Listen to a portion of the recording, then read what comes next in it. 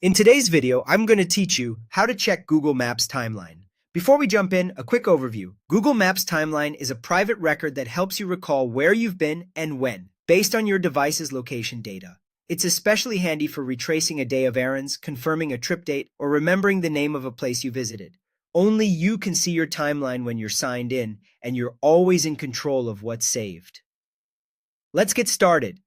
Open the Google Maps app on your phone. Make sure you're signed into the same Google account you normally use on your device, since your timeline is tied to that account. If you use more than one account, double-check that the right one is active. Next, look to the top right corner of the screen and tap your profile picture, or your initial if you don't use a photo. This opens your account menu in Maps. In that menu, you'll see an option called Your Timeline. Go ahead and tap it. When your timeline opens, you'll see a map and a date at the top.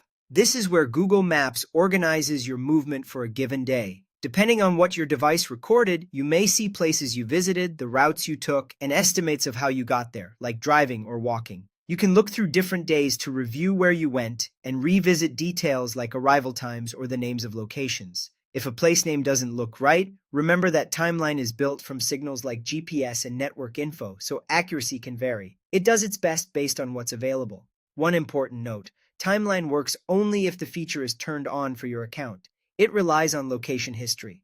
If it's off, you'll either see very limited or no entries, and you may be prompted to enable it. Turning it on is your choice. If you do use it, you can pause it later, and you can delete individual visits or entire days whenever you want. If you're not seeing much activity, it may be because you didn't carry your phone, your device couldn't get a strong location signal that day, or location history wasn't active. Being connected and allowing location services generally improves results. That's all there is to it. Open Google Maps, tap your profile icon, and tap your timeline. Explore your days, confirm details you need, and keep your privacy preferences set the way you like.